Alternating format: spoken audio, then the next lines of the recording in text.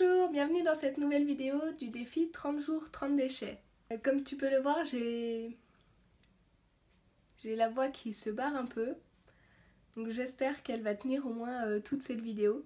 Aujourd'hui, je vais te parler des shampoings. En France, il se vend 5 shampoings par seconde.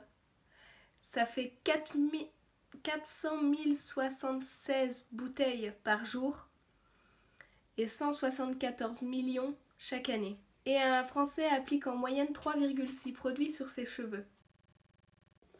Oui, les bouteilles de shampoing sont recyclables. Tu peux les mettre directement dans ton bac de tri, il n'y a pas besoin de les laver, il n'y a pas besoin d'enlever les bouchons.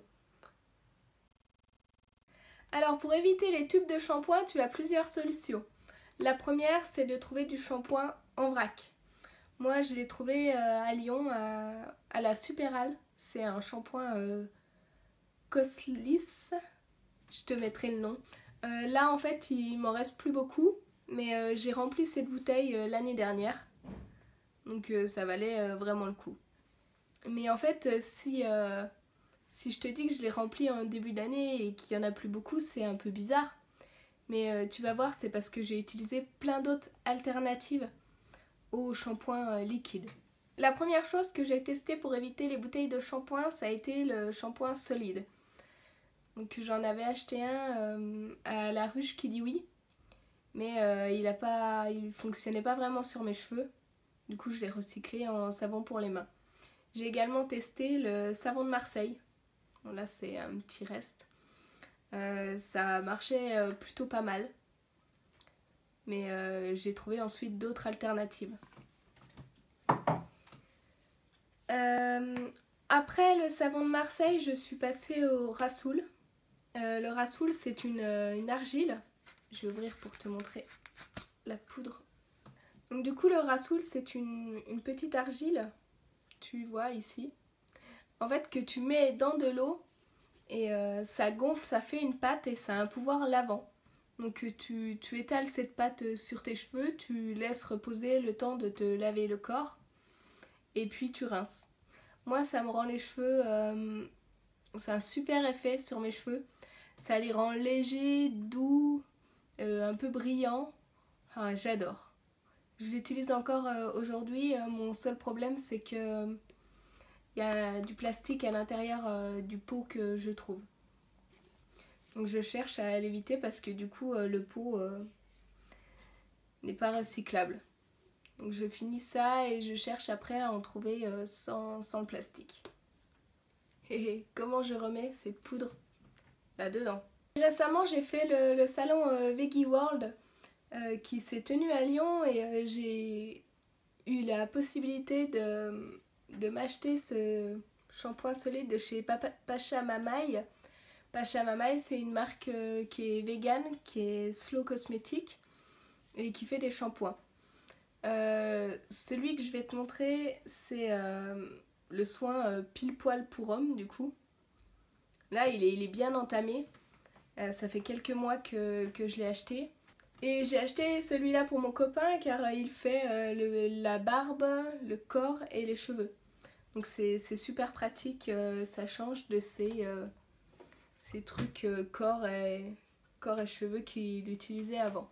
Donc un shampoing solide, ça fait une ou deux bouteilles de enfin 2 ou 3 plutôt bouteilles de shampoing. Et pour l'utiliser, c'est facile, c'est comme un pain de savon en fait. Soit tu frottes contre tes mains et tu te frottes les cheveux avec la mousse, soit tu frottes directement sur tes cheveux. Et là, c'est celui que j'ai utilisé aujourd'hui et pareil, je l'utilise aussi. C'est pareil, enfin, c'est pour les hommes, mais pour moi, un shampoing pour homme, il n'est pas vraiment différent d'un shampoing pour femme. Et du coup, c'est celui que j'ai utilisé aujourd'hui et pareil, il me fait les cheveux assez légers, j'adore. Et il y a aussi en shampoing solide les shampoings Lush. Mais il faut faire attention chez Lush car tout n'est pas naturel. Donc c'est bien pour une transition facile au shampoing solide puisqu'il mousse assez bien. Même si celui de Pacha Mamaï mousse très bien aussi. Et entre temps j'ai découvert le no-poo. Donc le no-poo, c'est ne pas se laver les cheveux avec du shampoing. Donc c'est avec ça aussi que j'ai découvert le Rassoul. Mais comme je ne voulais pas de cet emballage, j'ai entendu parler d'un aliment qui lavait les cheveux. J'ai pas testé les œufs, ces trucs comme ça. Mais j'ai testé la farine de pois chiche parce que je pouvais la trouver en vrac, donc c'était bien plus simple. Et j'ai fait un seul shampoing avec, et j'arrive pas à ouvrir. Pas parce que ça lavait pas bien, mais à cause de l'odeur en fait. Quand tu sens comme ça, l'odeur c'est pas trop désagréable, mais une fois additionné à l'eau, comme le Rassoul, ça a une odeur assez horrible. Enfin moi en tout cas je supportais très peu l'odeur. Du coup j'ai assez vite abandonné et j'utiliserai en cuisine. Mais l'avantage c'est que c'était en vrac et ça c'est super bien. Du coup tu as toutes ces alternatives que je viens de te présenter pour éliminer les bouteilles de shampoing. Alors en plus des emballages superflus que ça représente en fait toutes ces bouteilles, il y a une autre cause qui m'a fait arrêter les shampoings qu'on trouvait dans le commerce. Et cette cause c'est la composition des shampoings. Avec le zéro déchet, j'ai aussi, enfin, ça m'a aussi fait prendre des consciences sur ce que je mettais sur mon corps. Ça m'a obligée un peu plus à regarder les étiquettes. Et dans le shampoing, il y a plusieurs produits qui sont gênants. Là, je vais t'en parler que d'un seul, parce que sinon la vidéo durerait vraiment très longtemps. Et j'ai peur qu'elle dure déjà pas mal longtemps. C'est le sodium lauréate sulfate, voire on l'appelle aussi sodium lauryl sulfate. C'est un agent moussant qui est utilisé comme tensioactif. Un tensioactif, c'est quelque chose qui permet de mélanger le gras et l'eau. Et ce sodium lauréate sulfate, il a longtemps été utilisé dans les nettoyages industriels et il est encore utilisé par les mécaniciens pour nettoyer les moteurs. Donc même s'il est présent en petite quantité dans le shampoing, ça sert quand même à nettoyer des moteurs. Je pense pas que mes cheveux soient aussi sales que ça. Et en fait, il est beaucoup utilisé dans l'industrie parce qu'il est peu coûteux pour nettoyer les taches vraiment très sales. Et surtout en laboratoire, c'est un produit qui demande de grandes précautions pour pouvoir le manipuler parce qu'il est très agressif pour la peau. Du coup, quand on l'utilise trop souvent, ça enlève la protection de la peau et ça favorise les maladies. Ce composé, il est beaucoup présent dans les shampoings, mais aussi dans les gels douche et dans plein d'autres cosmétiques. Du coup, dans les shampoings, il fragilise le cuir chevelu, il fragilise les cheveux, il favorise les pellicules, il peut provoquer des démangeaisons,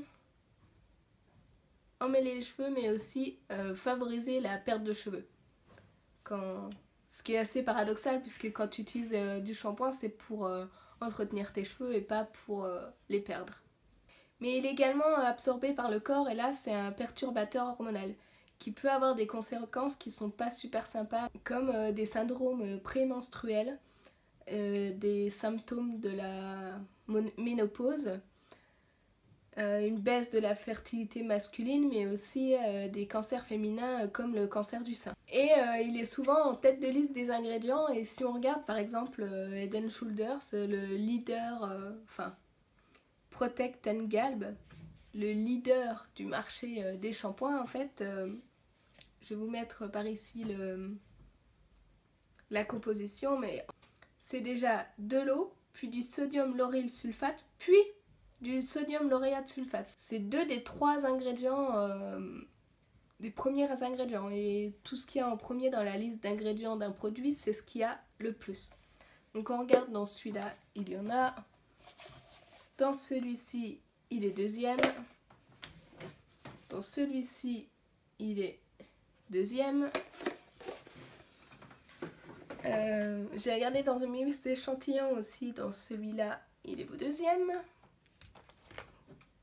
Et il y a des marques qui se disent naturelles, mais ouais, ils en ont quand même pas mal, il faut faire attention. Donc notamment Yves Rocher, même s'ils sont pas bio, il est quand même deuxième. Dans sa liste, ils en ont aussi.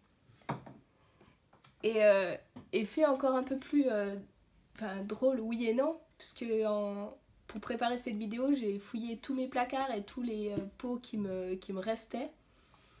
Et j'en ai profité pour regarder le shampoing d'Aria, mon chat, en même temps. Et il est deuxième.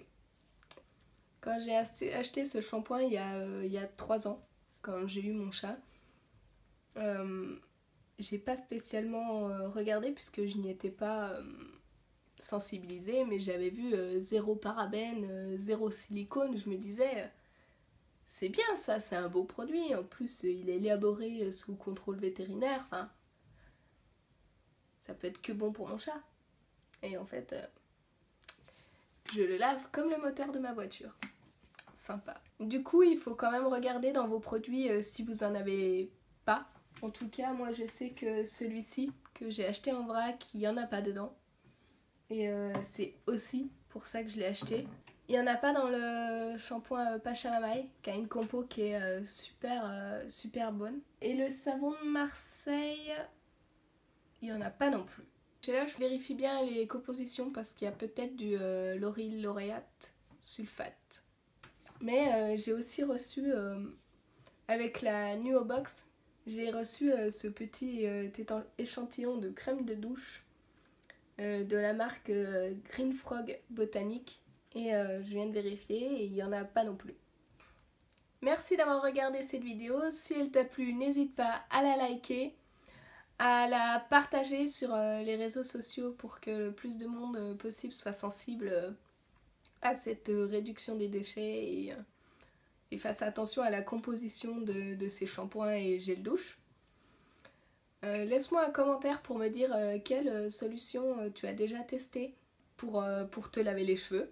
N'hésite pas à t'abonner pour recevoir toutes les prochaines du défi 30 jours, 30 déchets. Et je te dis à demain pour une nouvelle vidéo.